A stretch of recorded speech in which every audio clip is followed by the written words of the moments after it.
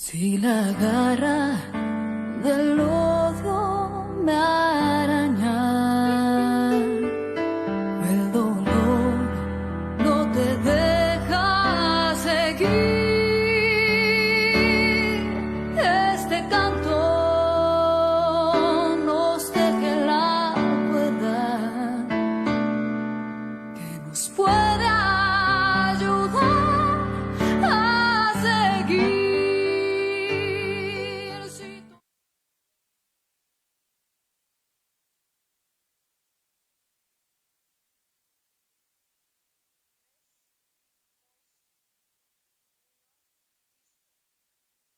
Muy buenas noches, buenos días, buenas tardes.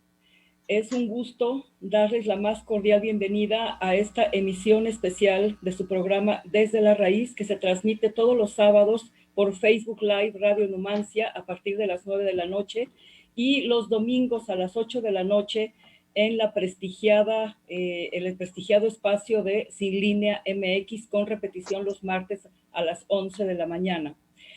El día de hoy es verdaderamente muy importante porque vamos a rendir homenaje y vamos a comentar aquella masacre terrible, un crimen de lesa humanidad ocurrido un 1 de marzo de 2008 en Sucumbíos, Ecuador, en frontera con Colombia.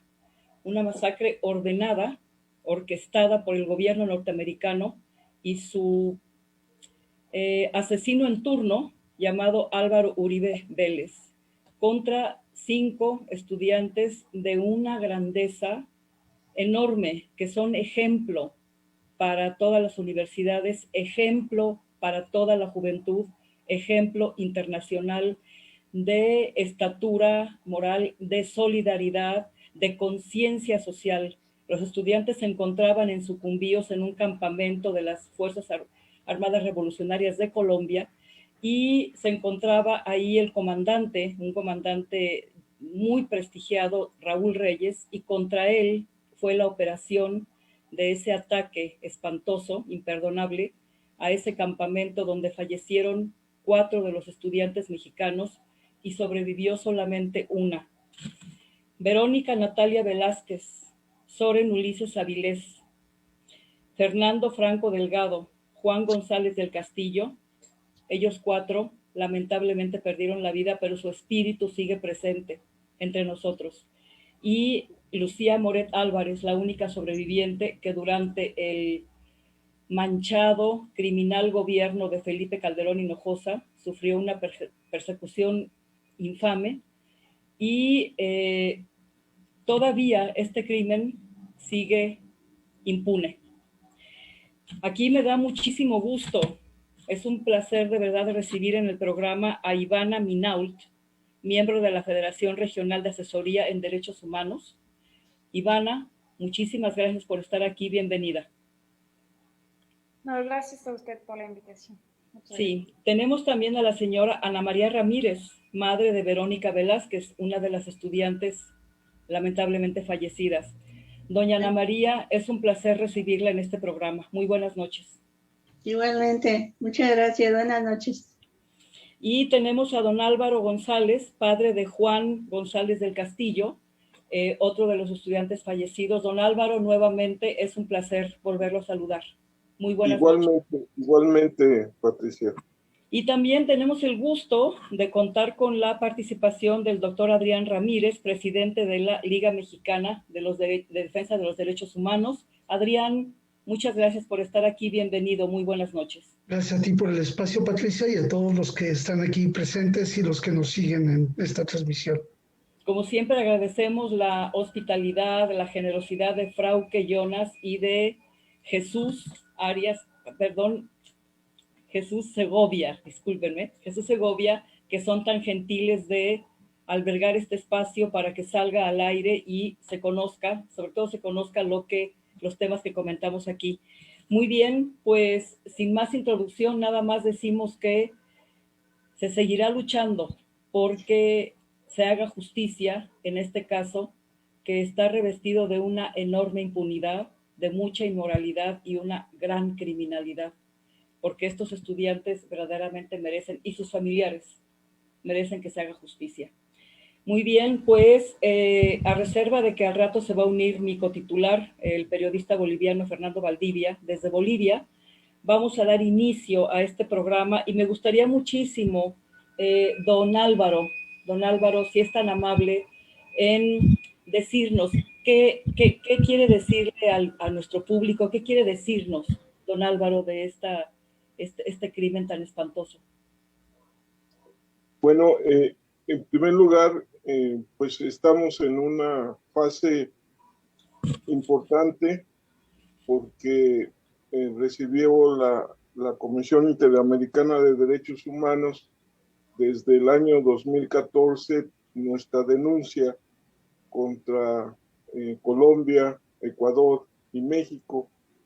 Y a finales del año pasado, principios de este, ya vemos un paso importante para que sea admitido nuestro caso en este tribunal que es internacional. Y pues en ese paso estamos ahorita, tenemos esperanza de que se pueda lograr algo ahí en la Comisión Interamericana de Derechos Humanos, como estamos pues en esa fase de muy con cierto nerviosismo, pero con mucha esperanza de que se nos haga caso, que se vuelva a tocar nuestro tema, que no sea olvidado, que nuestros muchachos, como tú lo has mencionado también, pues ellos están presentes, ellos nos siguen en su espíritu y estamos pues en esa lucha que no hemos abandonado. Muchísimas gracias, don Álvaro. Doña Ana María, usted también sufrió uno de los dolores más, bueno, yo creo que no hay comparación para el dolor que una madre o un padre sienten con la pérdida de su hijo o su hija, y sobre todo en circunstancias como las ocurridas aquel fatídico 1 de marzo de 2008. Adelante, doña Ana María. Pues sí, es un dolor que pues inexplicable, que se siente una impotencia, y el ver que pasa el tiempo y no se hace justicia, entonces eso pues duele aún más. Pues a pesar de que pasan los años, el dolor sigue ahí, ya no como al principio, pero todavía el dolor está ahí. Y por eso pues seguimos luchando, porque nosotros lo que queremos es que se logre la justicia. Doña Ana María, casi no se le escucha. ¿Podría elevar el volumen? A ver, permítame tantito. A ver, ahora. Un poquito mejor, gracias. Sí, y pues ahorita pues estamos esperando a ver si ojalá y ya logremos algo, que se haga justicia para poder, creo que con eso aminoraría un poquito nuestro dolor, el ver que se haga justicia.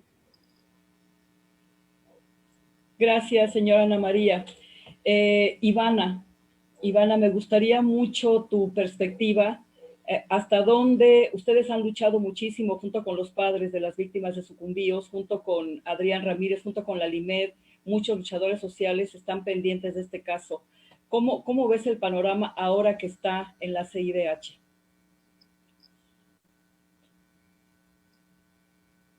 Sí, nosotros llevamos el caso como junto a la Liga Mexicana de Derechos Humanos desde ya 13 años, porque ya son 13 años que pasaron los hechos. Y entonces sí, se presentaron 2 denuncias, una en frente de la Procuraduría de México y una en Ecuador, en la Fiscalía de Ecuador, pero ninguno de los 2 países, ni tampoco Colombia, que tenía que investigar de oficio, pudo dar una respuesta sobre lo que pasó, aclarecer los hechos, identificar los responsables. Así que realmente nosotros, para obtener justicia, nos obliga a llevar el caso en frente de la Corte Interamericana de Derechos Humanos.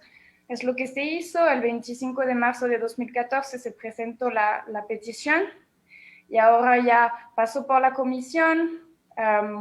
2 estados no quisieron colaborar, tanto Ecuador como México no mandaron sus observaciones.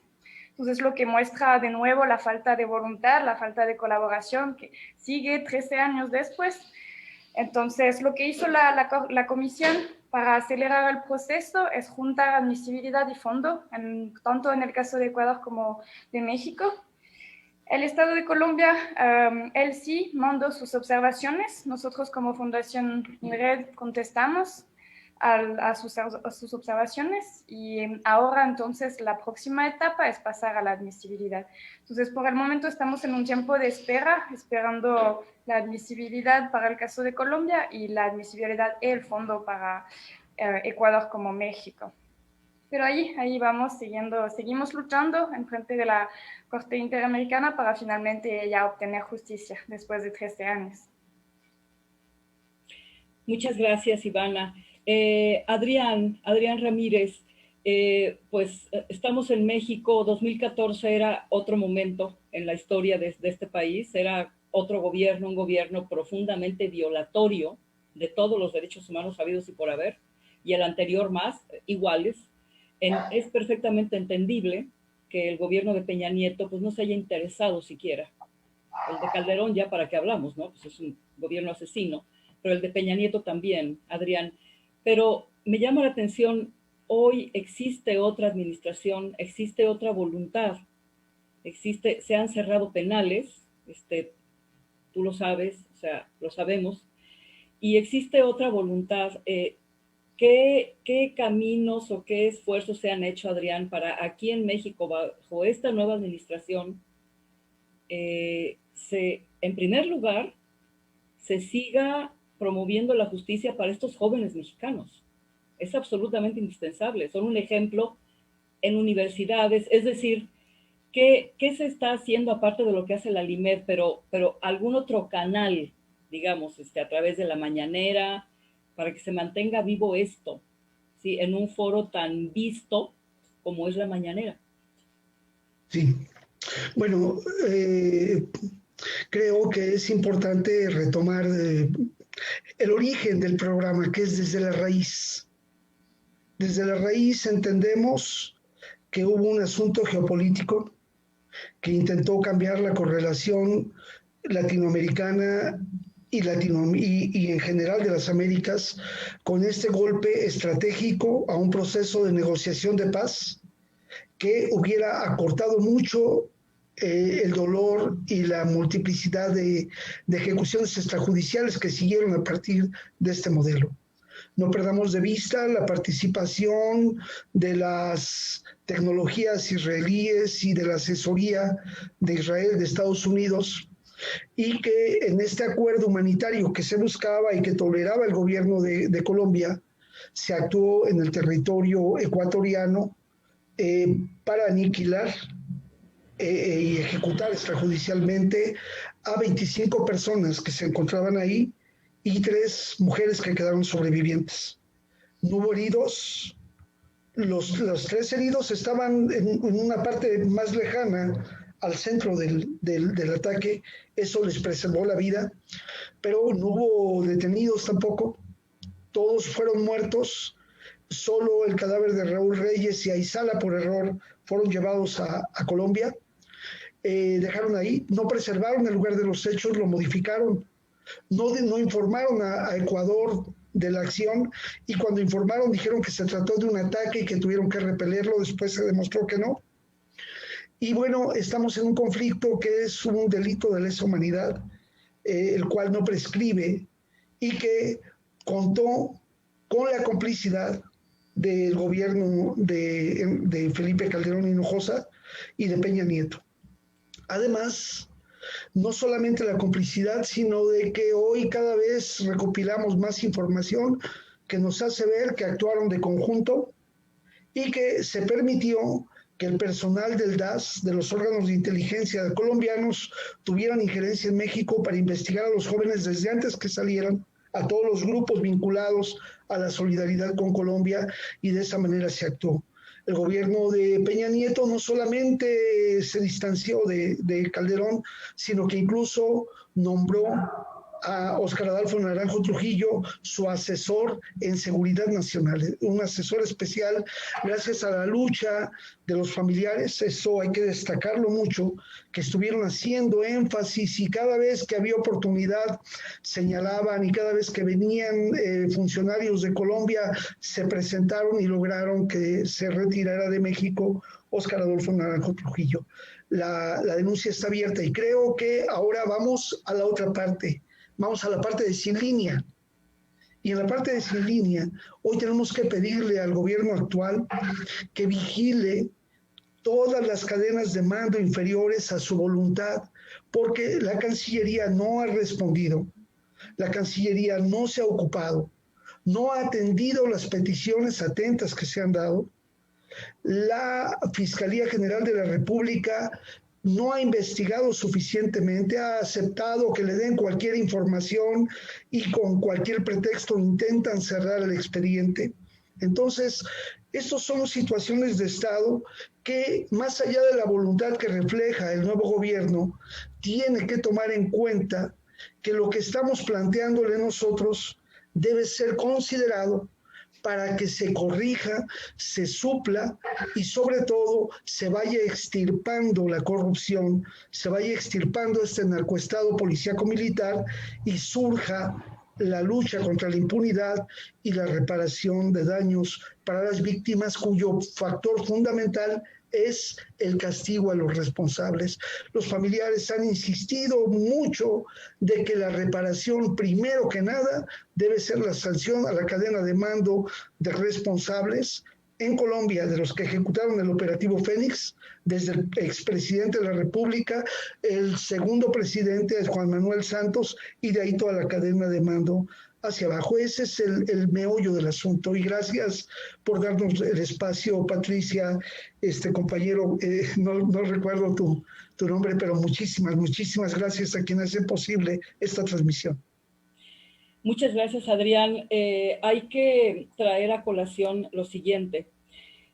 Como tú sabes, nosotros hemos dado seguimiento desde 2013 a varios casos que de veras han cubierto la administración de Fox, Calderón y Peña de ¿cómo le diríamos? Un manto de desvergüenza, de oprobio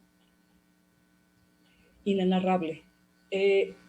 La Fiscalía, y lo voy a decir, voy a repetir lo que siempre he dicho.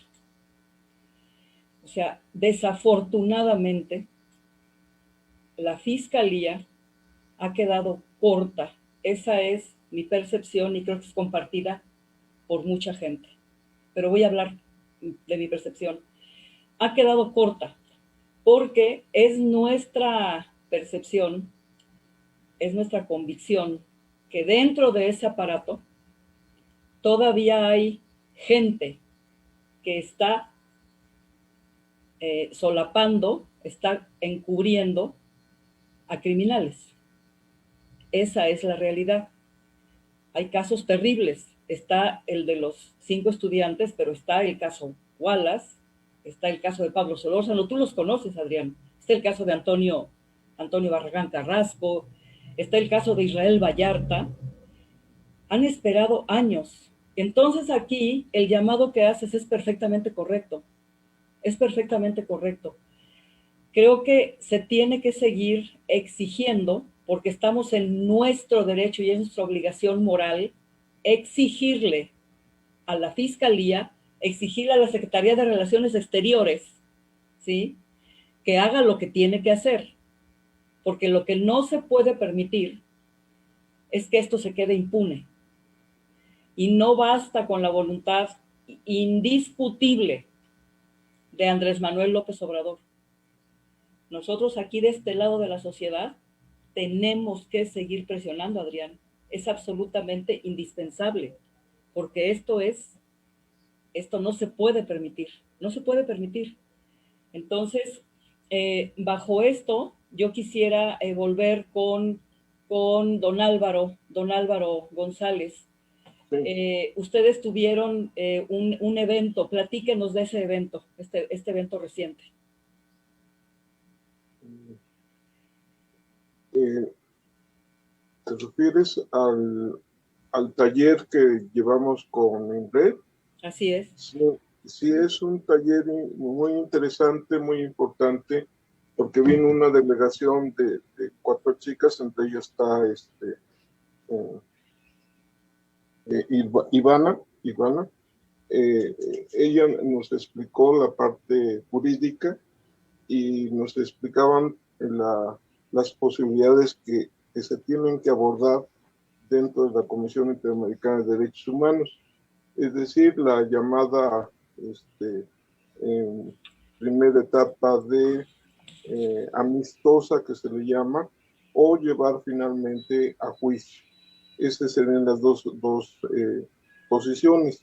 Y para nosotros fue bastante ilustrativo, nos ayudó mucho para poder decidir por qué camino seguir, el que más creo que sea conveniente. Entonces, en ese sentido, fue muy, en 2 días completos estuvimos en ese taller y pues realmente es maravilloso la ayuda que hemos recibido de INRED, así como la de Adrián a través de la LINED, ¿no?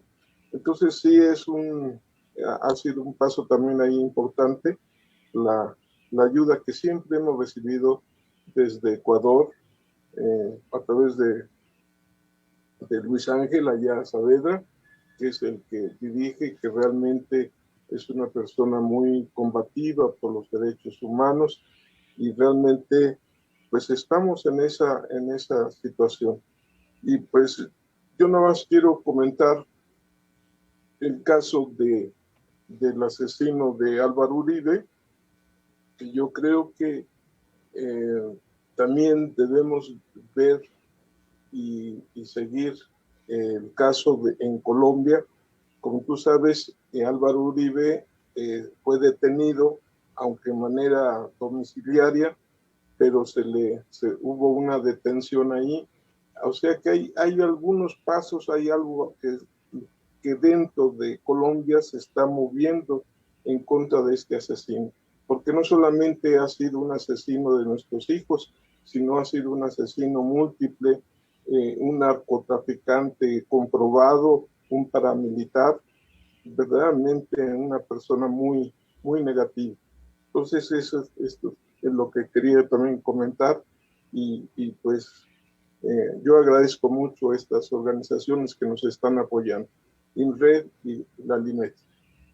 Muchas gracias, don Álvaro. Antes de pasar contigo, Ivana, es imprescindible, doña Ana María, Adrián, los que nos están escuchando, es imprescindible reivindicar a las Fuerzas Armadas Revolucionarias de Colombia. Es imprescindible, porque se les ha querido satanizar como si fueran unos delincuentes, como si nada.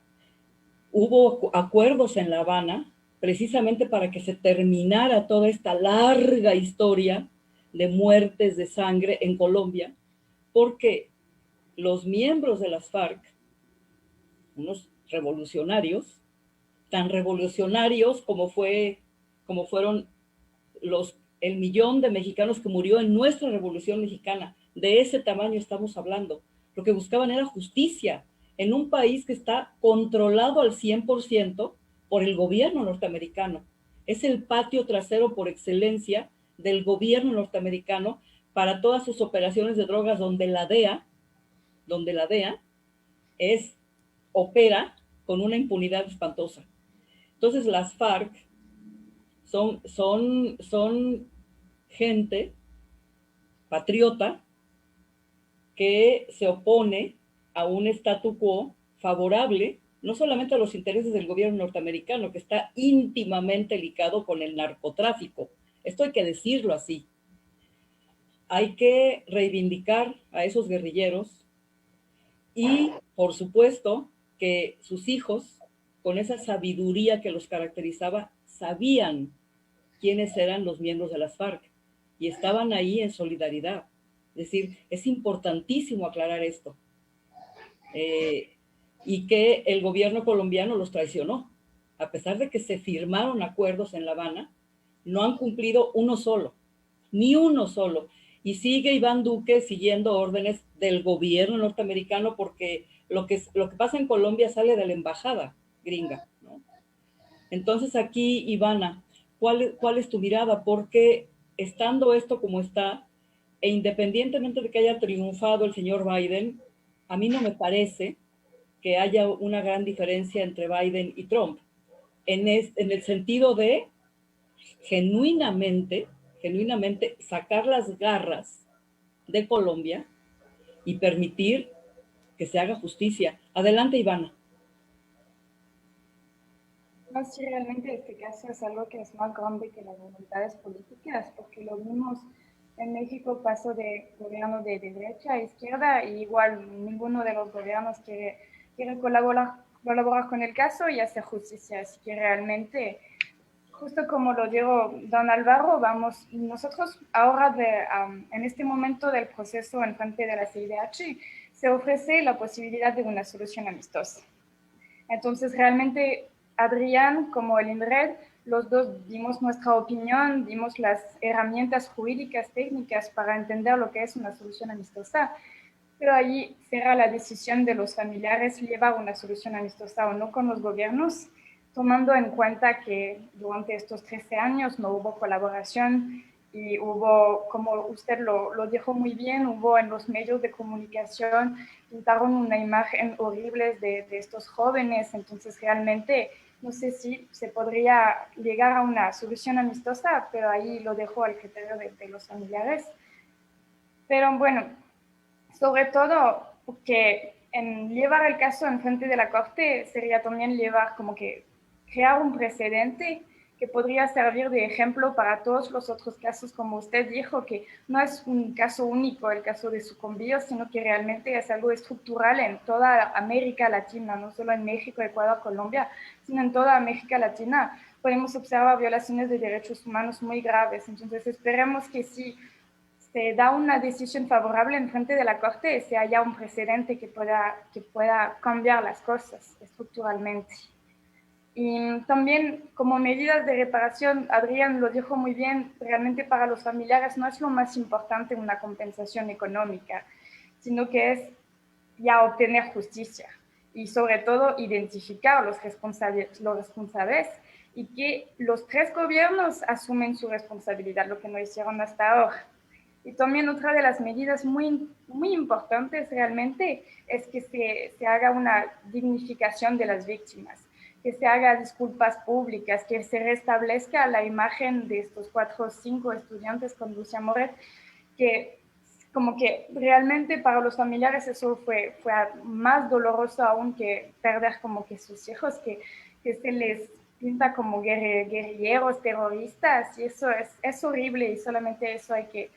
Una de las medidas de reparación sería también eso, sería restablecer la imagen de estos 4 muchachos que eran realmente estudiantes muy brillantes, inteligentes, muy solidarios, como usted lo pintó, lo dijo muy bien al principio de esta sesión. Fueron estudiantes, solamente fueron niños muy, muy listos, muy inteligentes, ya muy combativos, muy luchadores también. Entonces eso hay que restablecer la verdad y decir que ahí les dejo contar a sus familiares, que mucho mejor que yo, como eran sus familiares, pero eso sí hay que restablecer y será algo que vamos a pedir también en frente de la Corte. Muchísimas gracias. Adrián, como bien dice Iber, eran jóvenes ejemplares con este sentimiento, esta noción de que México es parte de una patria grande en la que lo que nos tiene que interesar lo que pase en Colombia, lo que pasa en Argentina, lo que pasa en Ecuador, lo que pase en la patria grande de Bolívar, ¿no? Y eso, como acaba de decir Ivette, hay que restituirlo, hay que ponerlo acá, es parte de la reparación, reconocer quiénes eran estos 5 extraordinarios jóvenes y rescatar esa imagen y también rescatar la imagen del guerrillero, porque aunque ahora se diga que ya las revoluciones son pacíficas, está bien, pero eso no significa que la lucha de las FARC y de otros ejércitos revolucionarios carezca del gran mérito que tiene, porque no es fácil ser un revolucionario. Se necesita amor, como decía el Che Guevara. Es amor lo que mueve a un revolucionario. Adelante, Adrián. Sí, bueno, sin hacer apología de la violencia, no, hay que comentar, hay que comentar con mucha firmeza que el segundo párrafo del preámbulo de la Declaración Universal de los Derechos Humanos dice: esta declaración se erige con la finalidad de que los pueblos no tengan que ejercer el supremo recurso contra la rebelión y la tiranía. O sea, el supremo recurso de tratar de cambiar el curso de la historia de los países es el recurso último al que apela la Comisión, la Declaración Universal de los Derechos Humanos. Pero también aquí hay que comentar que los muchachos en México no habían cometido delito alguno. En Ecuador entraron formalmente. Fueron al segundo encuentro continental bolivariano que estaba buscando esa integración y que ahí, ante la efervescencia del acuerdo humanitario que se estaba gestando, fueron invitados a visitar ese campamento. En ese campamento habían estado diplomáticos, otros estudiantes, intelectuales, personal que estaba haciendo este vínculo con las embajadas para lograr el acuerdo. Es decir, sabía perfectamente el gobierno que ahí estaban personas que no eran combatientes. E incluso, si revisamos el operativo, aún aceptando que pudiera tratarse de un conflicto de orden armado no convencional y un conflicto de este orden, los principios del derecho internacional humanitario no se cumplieron. Se atacó un campamento de personas que se encontraban dormidas, se roqueteó. La mayoría de las personas que fallecieron en ese campamento fueron ejecutadas por la expansión de las bombas que calcinó los cuerpos. Segundo, vino una segunda fase de ametrallamiento donde con helicópteros descendieron y fueron rafagueando a quienes ahí se encontraban, y después viene ya el aterrizaje de los militares y policías, y ejecutan cuando menos a 4 personas con tiros de corta distancia por la espalda. O sea, eso no hay ningún recurso que pueda apelarse para decir que ahí hubo defensa efectiva, que el uso de la fuerza se aplicó con proporcionalidad, como lo dice el Estado colombiano. No, ahí fue una ejecución extrajudicial. Nunca se habla del operativo Fénix y la respuesta que da el gobierno colombiano. Nunca habla de detención. Siempre habla de neutralizar y dar de baja a Raúl Reyes y los integrantes del Frente 48. Es decir, es un operativo muy exitoso. Sí, claro. Mataron a todos, no tuvieron ellos una sola baja y cambiaron el curso de la historia. Y estamos pagando las consecuencias de todo eso, porque además fue la extraterritorialidad del conflicto. El conflicto se fue a México, se nos vino aquí a México y tuvimos una escalada todavía mayor de lo que ya estábamos viviendo al principio de Calderón, y siguió continuado con Peña Nieto, y todavía no logramos desarticularlo, no se logra desarticular. Lo mismo pasó en los demás países. Es la escalada de bloqueo contra Venezuela, las acciones que fueron desestabilizando y desestructurando a Nicaragua, que hoy lo tiene en una situación compleja, es lo que dio el devenir después para el golpe de Estado en Bolivia, y las acciones que se habían dado también previas en el golpe de Estado en Honduras. Es decir, cambiar la geopolítica internacional fue muy grave. Y por eso, como bien tú lo dices, nuestra patria grande es la patria que es América.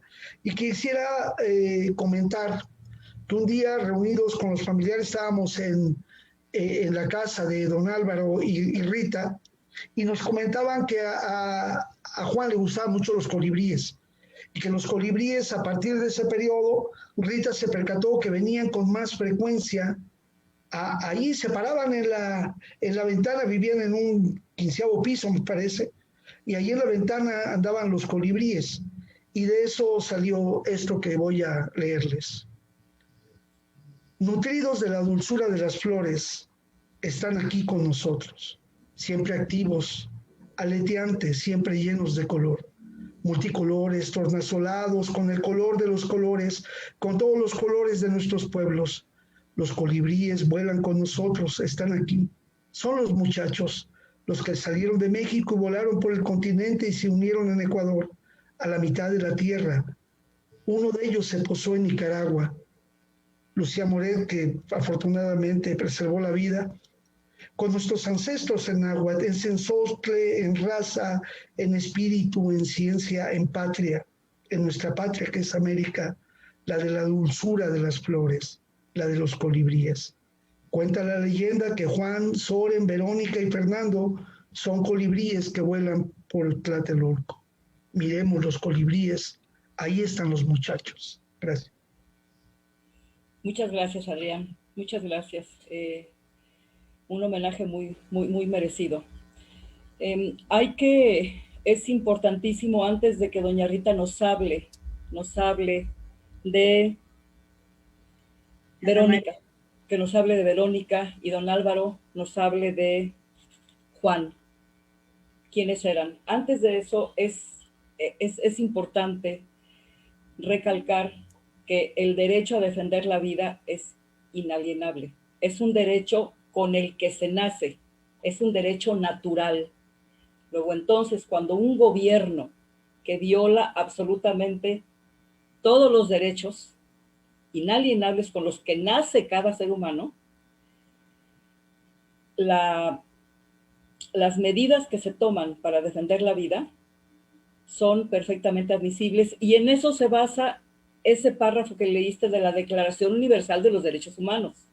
Porque si a mí vienen y me amenazan, mi derecho natural es defenderme. Y lo que han hecho estos gobiernos es no solamente amenazar, han matado literalmente a miles de ciudadanos. Eso es inadmisible. Es violencia causa. Es violencia causa. Luego, entonces, lo que hace un revolucionario no es solamente querer preservar su propio futuro, sino el futuro de toda una comunidad. Y eso hay que respetarlo. Como dices, Adrián, no estamos haciendo apología de la violencia. Violencia no solamente se ejerce con un arma. La violencia se ejerce aplicando políticas que tienden a empobrecer y a privar de los derechos naturales a los ciudadanos. Eso es violencia, y es violencia causa. Entonces, por eso son las revoluciones, y las revoluciones hay que respetarlas, armadas o pacíficas, hay que respetarlas. Doña Ana María, platíquenos, ¿quién era Verónica? Pues Verónica era una muchacha muy inteligente, era muy cariñosa conmigo, siempre estaba al pendiente de mí, muy detallista, siempre me llegaba, en las noches que llegaba de la escuela, siempre me llegaba con algo, que una flor, que un chocolate, que unos aretes, bueno, cualquier cosita, cosas simples, pero para mí eran muy importantes. Y nunca me dio ningún problema, siempre fue buena estudiante. Jamás tuve problemas con ella de ningún tipo. Cuando murió mi esposo, su papá de ella se apegó más a mí, ella me ayudó a salir adelante.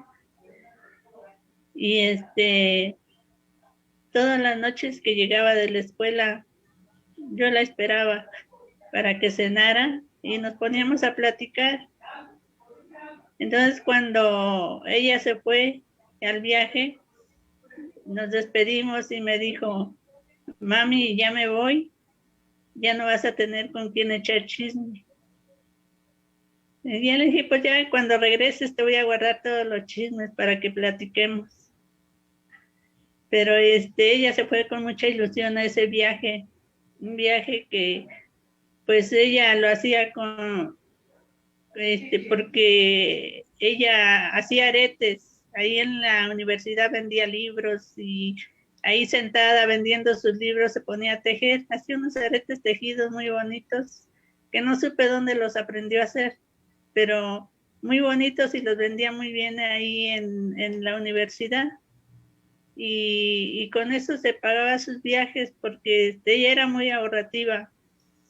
Se llevaba la comida de la casa, hasta su agua se llevaba para no gastar. Y entonces, pues iba ahorrando para sus viajes porque pues para mí era muy difícil, pues ayudarla. Pero sí, y ahí en la universidad tenían ellos una cátedra que eran muy reconocidos por esa cátedra que daban porque los admiraban mucho. Y yo me acuerdo que algunos maestros se acercaron a mí ahí cuando fuimos a la universidad y me dijeron que ellos sabían quiénes eran los muchachos, sabían que eran buenos muchachos y que los admiraban mucho por esa cátedra que llevaban. Por eso eran muy, muy conocidos ahí y admirados, porque llevaban una cátedra muy bonita. Sí. Muchas gracias, doña Anita, muchas gracias. Fer, antes de pasar contigo, me gustaría mucho una semblanza. ¿Quién era Juan, don Álvaro? ¿Quién era? Bueno, ahorita escuchando a la señora Ana María, pues los recuerdo también a Verónica y recuerdo a Fernando. El que sí no recuerdo es a Soren, pero eran grandes amigos. Juan y Verónica estudiaban estudios latinoamericanos. Ellos en la Facultad de Filosofía y Letras de la UNAM, pues realmente fueron estudiantes muy destacados, porque no solamente fueron de aula o de biblioteca, sino que realmente tenían una actividad política, pero también como estudiantes.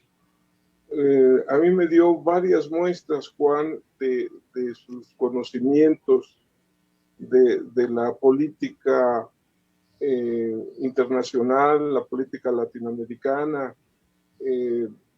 Por decir un ejemplo, yo recuerdo que los amigos, tenemos unos amigos chilenos que estaba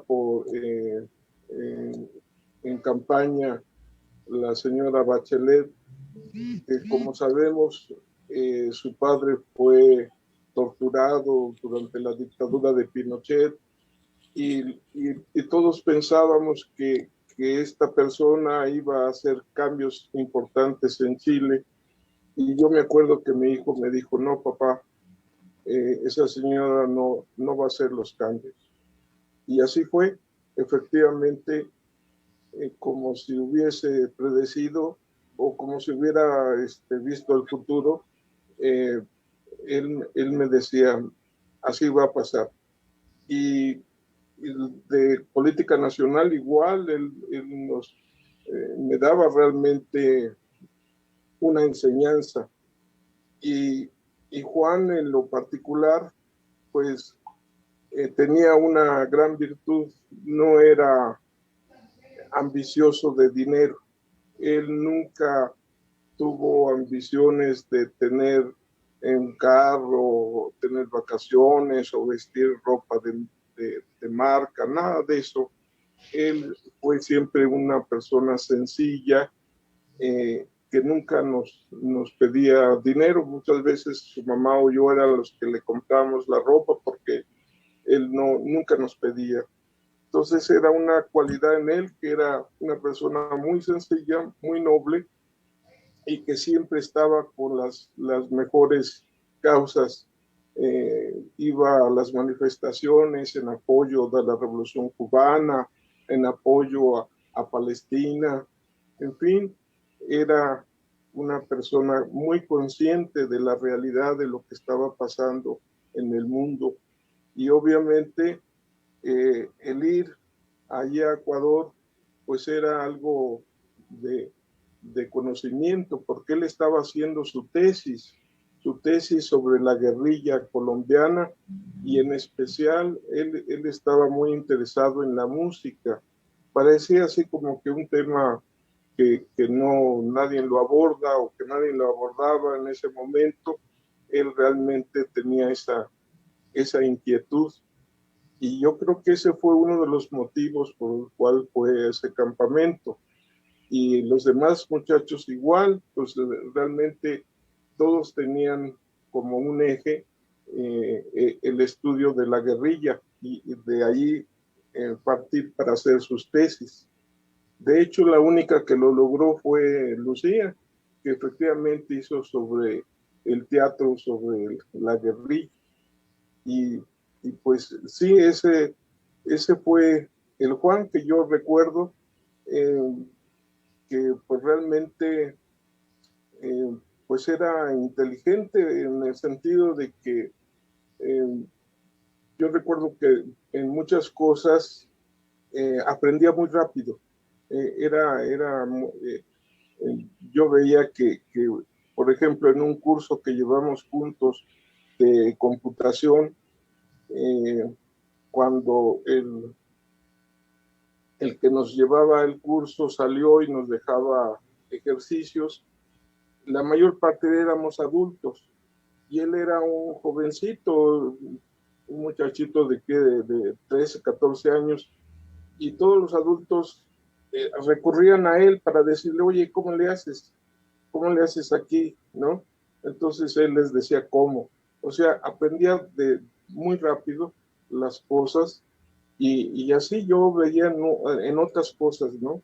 Desde aprender a manejar la bicicleta o nadar, en fin, él era activo en y en otras actividades, ¿no?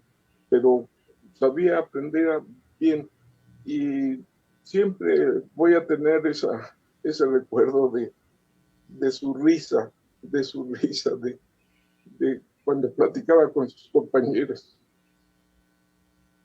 cuando se reunían en casa. Entre ellos estaban los compañeros que se fueron con él. Gracias, don Álvaro. Gracias, don Álvaro. Estamos ya cerrando. Esta sería una última ronda, pero me gustaría mucho que mi cotitular, el periodista Fernando Valdivia desde Bolivia, un país querido que ha sufrido también la injerencia, ¿no?, de este gobierno criminal que es el gobierno norteamericano, injerencia terrible, ¿no? Que ya, en fin. Mi querido Fernando, adelante. ¿Qué nos dices de esta otra crimen de lesa humanidad contra estos 5 extraordinarios jóvenes mexicanos? Fernando, buenas noches. Muchas gracias, Patricia. Bueno, primero que nada, expresar mi absoluta y sincera solidaridad con la familia, con los familiares de los compañeros asesinados. Da muchísima pena saber que se ha cortado la vida de jóvenes que hoy en día podrían estar aportando tanto a nuestro querido México, a nuestra querida patria grande. Pero eso es el imperialismo, ese monstruo que ciega vidas justamente por defender sus propios intereses. Quien les habla, queridos compañeros, ha trabajado durante 2 años en la Comisión de la Verdad en Bolivia, justamente con el propósito de desentrañar muchísimos de los crímenes que se cometieron en épocas dictatoriales en nuestro país. Y podemos lamentablemente confirmar que todos los crímenes que se han cometido en Bolivia por las dictaduras y todos los crímenes que se cometen en nuestra América tienen un autor intelectual que no es necesario volver a nombrarlo. Ese autor intelectual que manda a matar porque quienes se oponen a sus intereses son sus enemigos. Y lamentablemente hasta el día de hoy no se ha hecho justicia en ninguno de nuestros países, porque ninguno de esos que hoy en día ostentan incluso premios Nobel de la Paz ha sido juzgado. Y lo que ha ocurrido en Colombia es parte de lo que oficialmente en ese periodo el gobierno colombiano hoy hace muy poco ha reconocido con un número fatídico de 6.204 asesinados por las fuerzas militares. Son muchos más. Los organismos de derechos humanos creemos que sobrepasan los 100.000. Y estos crímenes no han sido crímenes que se han hecho al azar.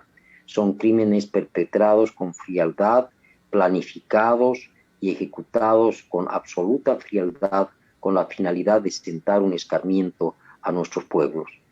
Entonces, lo menos que podemos decirles a ustedes es que debemos continuar con nuestras tareas de solidaridad, de desentrañamiento de estos hechos y sobre todo de evitar que el manto de olvido se cierna sobre estas figuras jóvenes que hoy en día constituyen un ejemplo para América Latina. Y desde Bolivia, por supuesto, nuestra absoluta solidaridad y el propósito de continuar divulgando este caso para que al menos en la memoria de nuestros pueblos sepamos qué es lo que ha pasado.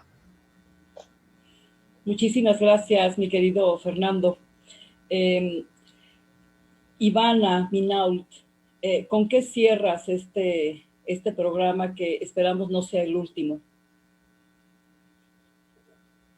Muy simplemente reiterar nuestro compromiso como red, como luchadores de derechos humanos. Vamos a seguir luchando y reiterar nuestro compromiso con el caso Sucumbíos. Nosotros vamos a acompañar a los familiares hasta que se haga justicia el tiempo que sea necesario. Y vamos a seguir acompañando todos los otros casos que igual hay violaciones de derechos humanos, porque como Asociación de Derechos Humanos tenemos trabajo para los próximos años sin problema.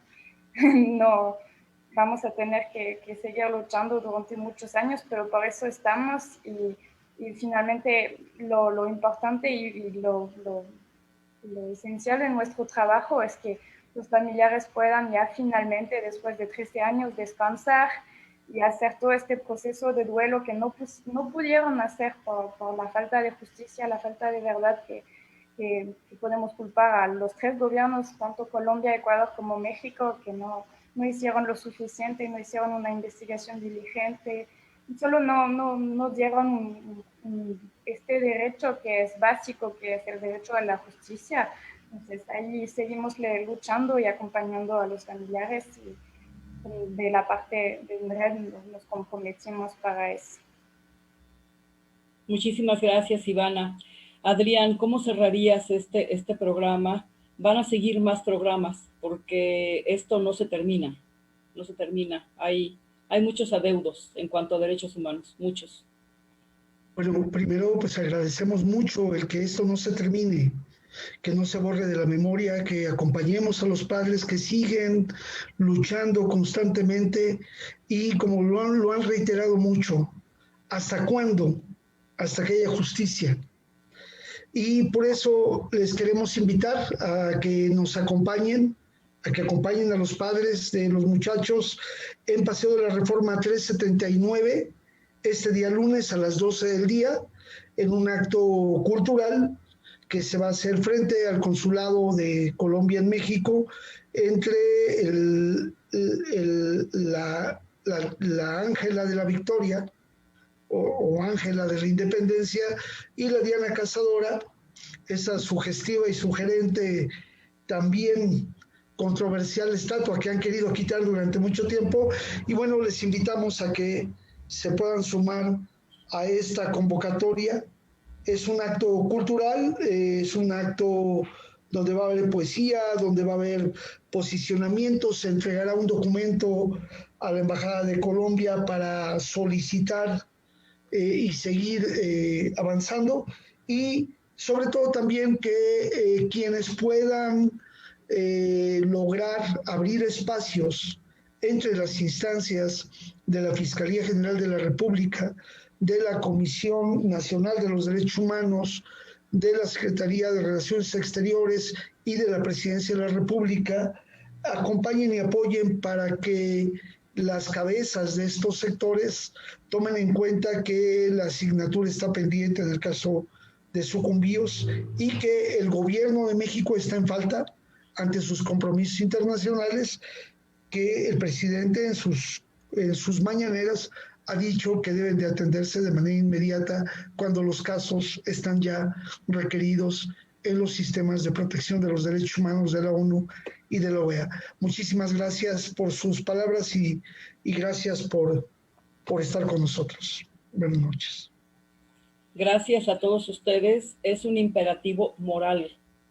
Simplemente es ineludible. Tenemos que hacerlo. Y lo hacemos con un enorme sentido de amor, de respeto gigantesco por estos cinco gigantes, jóvenes gigantes, que seguirán en la memoria, pero definitivamente la justicia tiene que llegar. Eso no se puede decir, bueno, pues ya pasó mucho tiempo. No. Qué pena que haya pasado tanto tiempo y qué pena que desde 2014 se haya denunciado esto, y yo quiero pensar que no es por falta de interés de la Comisión de los Derechos Humanos que no se ha llegado a la justicia tan esperada. Quiero pensar que en el mundo hay un exceso de violaciones de derechos humanos, que es una realidad espantosa. Pero la obligación nuestra es seguir exigiendo, porque es nuestro deber y es nuestro derecho que la justicia se cumpla, absolutamente. No es solamente el que se mantenga viva la memoria de estos extraordinarios jóvenes, no es eso, es que la justicia debe de cumplirse. Y bueno, un último mensaje, doña Ana María, tenemos 2 minutos, tenemos que cerrar en punto de las 10. Un último mensaje.